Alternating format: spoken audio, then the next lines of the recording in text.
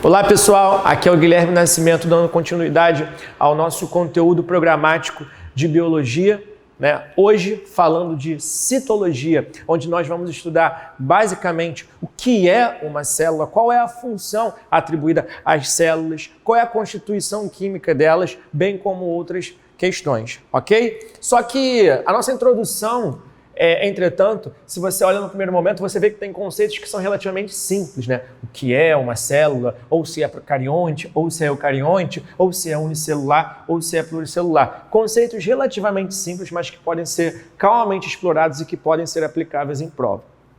Tá legal? Então vamos lá, primeiramente falando o que é uma célula, o que é essa fábrica microscópica, que faz parte da composição de todo e qualquer ser vivo, ok? Célula é uma característica comum a qualquer forma de vida, seja ela uma bactéria bem primitiva, uma bactéria extremófila que vive lá numa condição inóspita, em condições bem extremas, ou até mesmo um ser vivo relativamente maior ou mais complexo, como por exemplo um elefante. Então, todo ser vivo é constituído por célula. Essa é a primeira coisa que a gente deve levar em consideração. Só que não adianta eu falar para você, que todo ser vivo é constituído por célula, se a gente de fato não consegue enxergar ou materializar na nossa mente, o que de fato é uma célula. Eu comecei falando que se tratava de uma fabricazinha microscópica, certo? E aí, ênfase na palavra microscópica. As células só podem ser vistas, só podem ser analisadas mais pontualmente, só podem ser melhor analisadas a nível microscópico, ok? Todo e qualquer tipo de célula. Mas eu gostaria de lembrar vocês que naquela definição que eu dei, onde todo ser vivo é constituído por célula, a gente tem que tentar agora entender melhor o que isso representa de verdade e o que é uma célula. Se a gente voltar um pouquinho no tempo, as matérias anteriores, vocês estudaram, por exemplo, o que são compostos inorgânicos e o que são compostos orgânicos,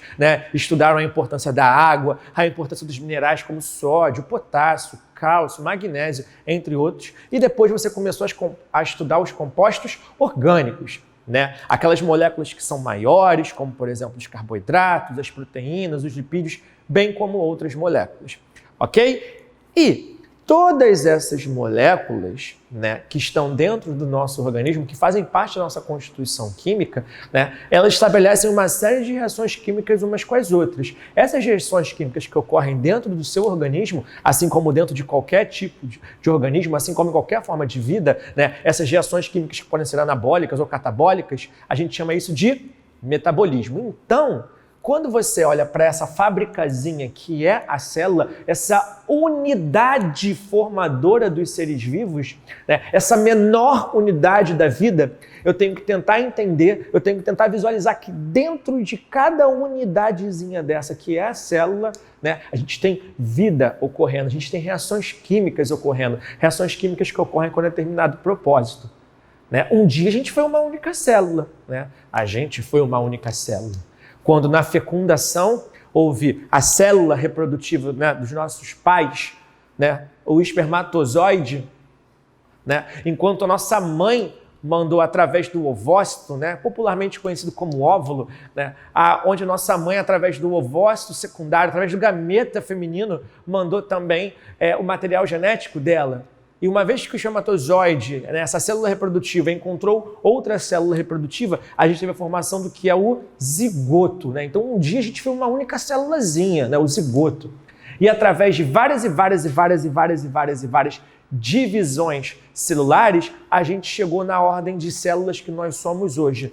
Hoje, nós somos seres vivos, assim como praticamente tudo que você conhece, nós somos seres vivos pluricelulares. Nós somos constituídos por várias células. E todas as células que fazem parte da nossa constituição são idênticas? Não, não são. Existem diferentes tipos de células às quais nós iremos atribuir diferentes funções. Mas existem também alguns seres vivos, e aposto que você conhece algum deles, que são unicelulares, são formados por uma única célula. Aqui, por exemplo, nos unicelulares, eu posso falar das bactérias, né? E não é toda bactéria que causa doença.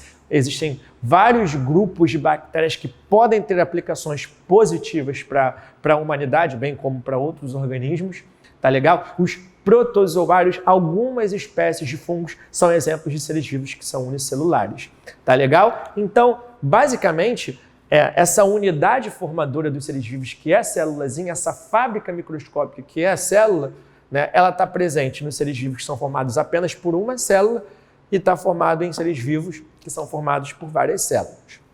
Mas a gente tem que avaliar também outra classificação super importante, que é o fato das células poderem ser procariontes ou ser eucariontes, tá?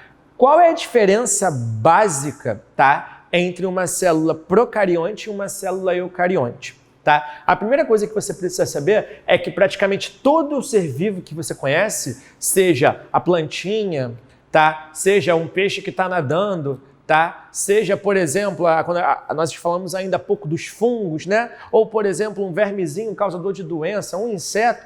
Gente, a maioria dos organismos que nós conhecemos possuem células eucariontes. Beleza? Qual é a principal diferença entre uma célula procarionte e uma célula eucarionte? Ó, esse desenho aqui, ó, eu tentei dar um zoom aqui numa célula pra gente, tá? E num primeiro momento, a principal diferença, porém não é a única, é a presença, ó, desse envoltório nuclear da célula, que a gente conhece como membrana nuclear, né? Membrana nuclear, também conhecida como carioteca. Aqui dentro, né? Aqui dentro do núcleo, né? Ali, se eu atravessasse aqui a membrana nuclear da célula, se eu atravessasse a carioteca, também como ela é conhecida, eu encontraria lá dentro o nosso material genético. Eu encontraria lá dentro os ácidos nucleicos. Eu encontraria aqui DNA e RNA. Enquanto que os eucariontes têm esse envoltório nuclear, tem o núcleo definido, os procariontes não têm, tá? Pega as duas primeiras letrinhas para você lembrar quem são os procariontes. São os organismos mais primitivos que nós conhecemos hoje. De todos os organismos que nós conhecemos, quais são os pioneiros, os primeiros organismos a habitarem a Terra? As famosas bactérias. São as bactérias que possuem essas células procariontes, essas células com uma arquitetura relativamente mais primitiva. Eu não tenho toda essa organização complexa dentro de uma célula procarionte. Eu não tenho um núcleo definido, o DNA está lá solto no citoplasma. Eu não tenho, por exemplo, daqui a pouco a gente vai colocar o nome no quadro, eu não tenho retículo endoplasmático, complexo de Golgi, mitocôndria. A nível citoplasmático, ou seja, dentro da célula, né? Acabei de entrar na célula. Se essa sala aqui, por exemplo, né, fosse uma célula, a partir do momento que eu atravesso essa porta, a partir do momento que eu atravesso a membrana plasmática, pronto, aqui já seria o espaço que eu conheço como citoplasma, né? Então, a nível citoplasmático, tá, estruturalmente falando, as células procariontes são muito mais simples do que células eucariontes. Todas essas organelas aqui, toda essa organização, toda essa arquitetura de núcleo definido, organelas membranosas que nós chamamos, eu encontro em seres eucariontes. Essa é a principal diferença. Beleza? Então, recapitulando bem rapidamente o que nós falamos até agora. A gente falou que a célula é a unidade formadora dos seres vivos, ou a menor unidade da vida, como alguns livros gostam de pontuar. Tá? Inclusive, célula, tá, vem de uma palavra, tá, vem de um idioma que significa, na verdade, quarto pequeno, o que faz todo sentido quando você considera que a gente está falando de uma unidade microscópica onde acontecem várias reações químicas. Tá? Então, esse quarto pequeno, essa unidade microscópica, essa fábricazinha que é a célula, ela é característica a qualquer ser vivo que nós conhecemos. Não é à toa que é por essa razão que muitas vezes muitos autores ou muitos livros não consideram os vírus como sendo seres vivos. Uma vez que essa arquitetura, né, uma vez que esse aparato aqui, você não encontra em vírus. E aí entra a questão, vírus é ou não é ser vivo, uma vez que ele consegue afetar né? Mesmo com uma arquitetura tão simples, diferentes tipos de organismos. Além disso, pontuamos que as células podem ser procariontes ou eucariontes, onde aqui eu não tenho núcleo definido, bem como a presença de organelas membranosas. A nível citoplasmático, a minha célula é bem mais simples, enquanto aqui eu já possuo núcleo definido, possuo membrana nuclear e possuo variados tipos de organelas. Aproveitando a oportunidade, aposto que talvez você tenha se perguntado ao longo da aula, né? O que é uma organela? Eu estou citando essa palavra com uma certa frequência. O que é uma organela? Então, galera, lembra que eu usei, né, a terminologia fabricazinha para se referir à célula? Então, se nós pararmos para pensar, a gente vai saber que dentro de uma fábrica, seja ela qual for, uma fábrica, por exemplo, relacionada à produção de alimentos, né, ou à produção de determinados objetos, uma fábrica, normalmente, é dotada de diferentes setores. Ok? Onde dentro dessa fábrica, diferentes setores vão estar sendo responsáveis por determinada função. Tá? Se a gente fizesse, por exemplo, um paralelo com uma fábrica de carros, eu teria um responsável pela construção da porta, a parte, né, de mecânica, a parte de motor, outra parte de pintura. Agora, trazendo isso para dentro da célula, aqui, ó, dando um zoom para a gente, ó, cada uma dessas organelas são basicamente, né, setores, né, ou aparatos moleculares, compartimentos funcionais que vão desempenhar determinada função. Enquanto, por exemplo, nas mitocôndrias eu falo em produção de ATP, que tem a ver com o metabolismo energético da célula, já, por exemplo, no retículo endoplasmático rugoso, eu vou estar falando, por exemplo, em produção de proteínas. Aqui eu faço uma coisa, aqui eu faço outra coisa, né? Então as organelas nada mais são do que esses compartimentos funcionais que estão dentro das células e que vão desempenhar diferentes funções. E o que eu tenho que saber nessa parte da matéria? Quais são, normalmente, as organelas que as provas exploram mais, né? Como que ele pode perguntar? Perguntar qual é a importância daquela organela ou qual é a função dela. Perguntar, por exemplo, qual é a função relacionada, qual é a relação de uma determinada organela com outra organela. O que acontece, por exemplo, se eu viro numa questão e falo que o antibiótico, né, que é utilizado para destruir uma bactéria, por exemplo, atua destruindo os ribossomos dela. Como que essa bactéria vai morrer? É nesse sentido que isso costuma aparecer em prova. E aí, para fechar esse primeiro bloquinho do quadro, eu preciso lembrá-los que as organelas podem ser membranosas ou não. Olha o termo, podem ser membranosas ou não. Gostaria que vocês refletissem por 3 segundos e parassem para pensar o que esse termo te lembra. Membranoso. Membranoso vem o que na cabeça? E se você pensou membrana, você pensou corretamente, tá? A célula, o que de fato caracteriza a formação da célula, é aquilo que delimita ela. É o espaço que está em volta dela, que você conhece como membrana plasmática. Essa membrana plasmática mantém todas as organelinhas concentradas dentro da célula, mantém um nicho nutricional disponível para essa célula, controla a entrada e saída de substância, bem como outras funções. Isso que a membrana plasmática faz ou viabiliza, tá? Só que a partir do momento que eu viro para vocês e falo que as organelas... Opa, tá vivo. O que a gente sabe, então, é que pouco a pouco, numa escala temporal enorme, ao longo de muitos e muitos e muitos anos de evolução, pequenas projeções da membrana plasmática foram adentrando para dentro da célula e, com o passar de muitos anos, a gente foi observando a formação desses compartimentos que hoje você conhece como organela. Ok? Agora, já olhando aqui para a célula, eu gostaria de lembrá-los o seguinte, tá? Olhando aqui para a célula e comparando com essa parte aqui. tá? Na verdade, comparando com essa parte aqui. A gente disse que os seres vivos podem ser unicelulares ou pluricelulares. Tranquilo, conceito relativamente fácil.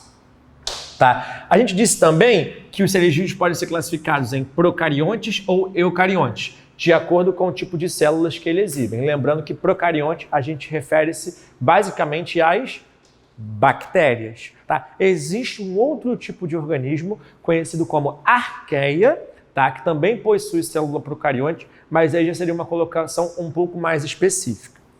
E dentro dos seres, isso procarionte, e dos seres eucariontes, eu tenho todo o remanescente, todo o restante que não sejam as bactérias. Beleza? Agora, galera, olhando para cá, eu preciso lembrar também uma coisa que não está no quadro, mas é super importante, tá? As células eucariontes, tá? Esse tipo que nós estamos falando, elas podem ser ainda do tipo animal ou vegetal. Agora, a nossa aula, nesse momento, ela vai ter um maior enfoque, ela vai ter uma maior atenção voltada para a célula eucarionte animal, ok? Mas, a grosso modo, qual é a principal diferença entre uma célula animal e uma célula vegetal? É simples, tá? Eu vou pontuar aqui para vocês agora, caso você queira anotar aí no seu caderno, tá? Quais são as 3 características, né? Quais são os 3 compartimentos ou organelas que eu encontro nas células vegetais que eu não encontro nas células animais? Anota aí então. Parede celular de celulose. 2, cloroplastos, que tem a ver lá com a fotossíntese, vou repetir. Parede celular, cloroplastos, que tem a ver lá com a fotossíntese, e uma organelinha muito fundamental para a absorção de água, bem como outras funções, as mais variadas, inclusive, tá? Uma organelinha que pode aumentar muito de tamanho acumulando água, que a gente conhece como vacúolo, beleza? V-A-C-U-O-L-O, vacúolo, beleza? Fundamental no armazenamento de água nas plantinhas. Agora volta para cá e vamos falar de uma célula eucarionte animal, tá? Aqui a gente está vendo, tá, uma célulazinha, eu tirei uma partezinha para que você consiga ver, tá, dentro da célula, dentro do citoplasma. Às vezes rola uma confusãozinha entre o que é citoplasma e citosol, que são basicamente a mesma coisa, tá? Todo esse espaço aqui dentro da célula, tá? Que outrora, né, eu poderia representar vazio, tá? Todo esse espaço, uma vez que eu entro dentro da célula, no qual as organelas estão inseridas, a gente chama de citoplasma. Agora, todo esse volume que é preenchido, né, tudo aquilo ali que está solúvel, que faz parte, de fato, da composição desse espaço dentro da célula, a gente chama de citosol, tá? Mas, né, de maneira geral, né, numa provinha, por exemplo, se a gente estiver falando, por exemplo, de exames que por agora ocorram, citoplasma e citosol podem ser considerados eventualmente como a mesma coisa. Tá legal? E aí, vamos agora pontuar aqui, vamos dar nome aos bois. Tá? Para cada uma dessas organelas aqui, para cada um desses compartimentos. A gente vai agora avaliar dentro das células, avaliar dentro dessas fábricazinhas, atribuir uma nomenclatura, né, a cada um dos setores e depois a gente vai discutir um pouco mais a função de cada um desses setores. Aqui eu tenho uma das principais características que diferenciam uma célula eucarionte de uma célula procarionte. Tá? Aqui eu tenho a membrana nuclear, também conhecida como carioteca. Você encontra muita imagem boa de uma célula, tá? Em pesquisas no Google, por exemplo, ou animações no YouTube, tá? Animações tridimensionais, né? Acho que a visualização nesse sentido, né? Animações referentes a esse tipo de assunto pode ser muito oportuna para você conseguir enxergar ainda melhor essa unidadezinha, tá? Beleza, aqui, ó, deixa eu puxar aqui para vocês, ó. Aqui não é essa organelinha aqui não, tá? Aqui eu tô apontando para dentro da célula, tá? Aqui eu tô apontando para dentro da célula, para esse espaço aqui de dentro e tudo que faz parte dela. Que aí eu vou escrever citosol. também conhecido como hialoplasma, com H, tá? Hialoplasma. Continuando agora eu vou precisar puxar aqui uma outra setinha, galera. Deixa eu puxar aqui, ó. Ó, tô me referindo a essa organela aqui, tá bom? Essa aqui que tá cheio desses pontinhos pretos que já eu vou explicar o que é. Aqui, galera, eu vou abreviar, tá legal? Por questões de espaço. Aí normalmente pode aparecer abreviado em prova também. A gente tem aqui o famoso retículo endoplasmático rugoso. Retículo endoplasmático rugoso. Também pode ser conhecido como retículo endoplasmático granular, tá legal? Aqui eu tenho o chamado complexo de Golgi.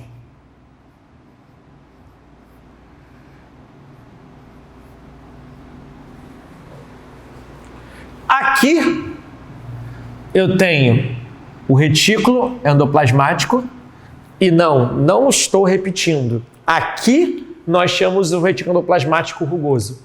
Aqui nós temos o retículo endoplasmático liso. Lembrando que o retículo endoplasmático rugoso pode ser conhecido como retículo endoplasmático granular, enquanto o retículo endoplasmático liso pode ser conhecido como agranular. Aqui eu tenho grânulos e aqui eu não tenho grânulos. O que são grânulos? Segura aí que eu já vou te falar. Beleza? Aqui, essa bolinha vermelha, nós temos os lisossomos.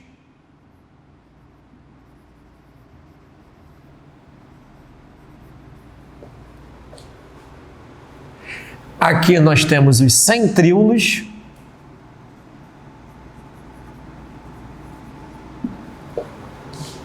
E aqui nós temos as mitocôndrias.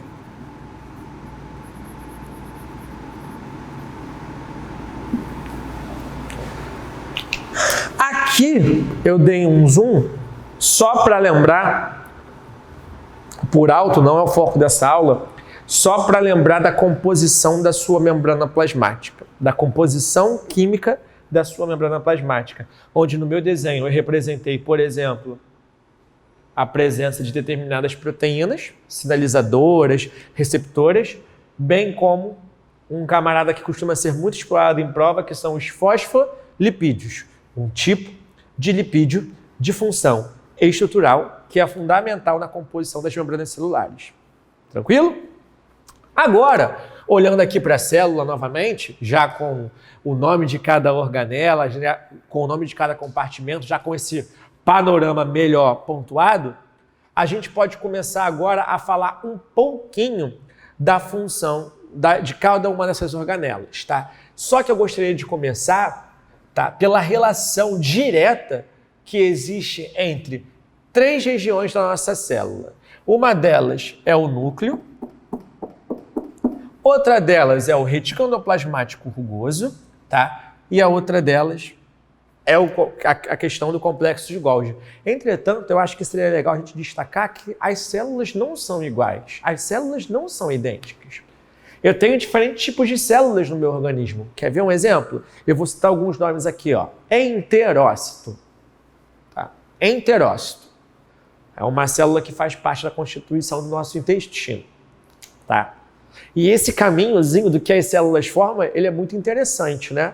Primeiro você estudou qual é a composição química dos seres vivos, carboidrato, proteína, Depois você está estudando comigo, né, que todas essas moléculas se organizam de maneira estratégica, né, formando as organelinhas, e tudo isso está inserido dentro de uma outra unidade, tá, que a gente conhece como célula. Então esses compostos, essa constituição química forma as nossas células formam os nossos tecidos formam os nossos órgãos formam um sistema digestório, nervoso, endócrino, circulatório, e vários sistemas formam um organismo. Tá? Então, acabei de falar de uma célulazinha, enterócito, que faz parte da constituição do nosso sistema digestório. Mas existem outras células? Existem. Linfócito, que são células de defesa. Hemácias, que tem a ver com o transporte de gases para a gente, como, por exemplo, o gás oxigênio. Neurônio, existem vários tipos. E uma vez que existem vários tipos de células, eu preciso lembrá-los que cada célula desempenha determinada função, a proporção de organelas, de acordo com o tipo de célula, vai variar. Ora, se eu sou, por exemplo, uma célula que tem uma demanda energética muito alta, que precisa de muita energia, eu vou precisar, então, ter uma abundância daquela organela que tem atribuição energética, que nesse caso seriam as mitocôndrias. Tá legal? Então, de acordo com o tipo celular, a proporção de organelas que nela eu encontro vai ser diferente. Aqui a gente tem uma arquitetura básica, na qual a gente coloca uma para cada, para a gente discutir qual é a função de cada uma dessas organelas. Tá legal? Então, vamos lá aqui bem rapidamente avaliar algumas coisinhas, tá? Primeiro, aqui dentro do núcleo, eu tenho o DNAzinho.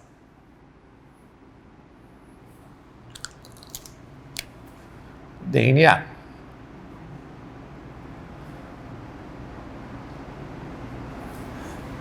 Esse DNA, como nós já vimos, esse DNA, ele pode sofrer um processo chamado transcrição, onde a gente lê, a gente faz a leitura de uma das fitas de DNA e forma uma fita de RNA.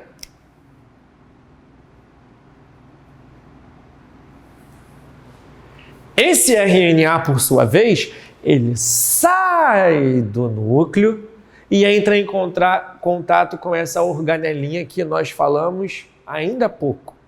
Retículo endoplasmático rugoso. E qual é a função do retículo endoplasmático rugoso? A produção ou síntese de proteínas. Ponto final. O retículo endoplasmático é fundamental na produção de proteínas. O que ele tem que torna ele capaz de realizar essa função? Esses pontinhos pretos que eu representei no meu desenho. Esses pontinhos pretos que eu representei no meu desenho, nós conhecemos como ribossomos, tá? Cada ribossominho desse, tá? Faz a leitura agora do RNA mensageiro, lembrando que eu já saí do núcleo, tá, galera? Eu só tô contando com esse desenho que tá aqui ainda, tá? Vou até botar uma setinha aqui pra gente não se confundir, tá legal, ó? Aqui, ó, pra você saber que isso tá acontecendo aqui, ó. Foi? Então, os ribossomos presentes no retículo endoplasmático rugoso são lidos por essas estruturinhas, pequenas estruturas que nós conhecemos como ribossomos, e quando esses ribossomos fazem a leitura do RNA mensageiro num processo conhecido como tradução, a gente tem a síntese de proteínas que são fundamentais para a gente sobre diferentes aspectos sendo produzidas. Eu até posso ter alguns ribossomos soltos no citoplasma, tá? Então a produção de proteínas também pode ocorrer aqui fora, mas em suma, tá? Majoritariamente falando, a síntese de proteínas acontece no retículo endoplasmático rugoso. Tá? Então a gente já tem uma relação de um compartimento celular com o outro. O núcleo tem DNA. Nossa informação genética, o nosso material genético, a receita do bolo. Né? E uma vez que esse DNA, uma vez que essa molécula de DNA ela é transcrita, ela origina uma fita de RNA, esse RNA sai do núcleo, entra em contato com o retículo endoplasmático rugoso e agora esse RNA ali vai dar origem à produção de proteínas. Mas não paramos aí. Tem mais uma organela que é fundamental nesse contexto, tá? E essa organela é o complexo de Golgi.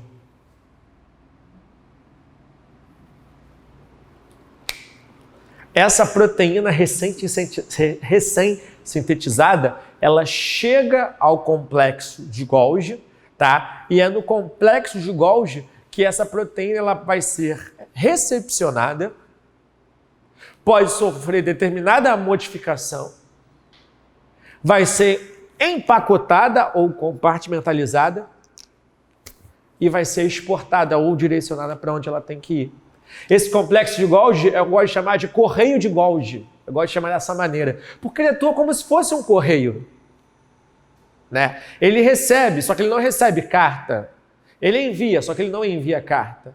Né? Esse correio de Golgi, ele recebe uma proteína que fora recém-sintetizada pelo retículo endoplasmático rugoso, ele processa essa proteína, tá? E ele fica a cargo dele direcioná-la para o seu respectivo local de atuação, seja na membrana plasmática, seja para outra organela ou até mesmo seja para fora da célula. Essa relação retículo endoplasmático rugoso, complexo de Golgi e uma vesículazinha, aqui, ó, fazer uma bolinha sendo formada aqui, ó.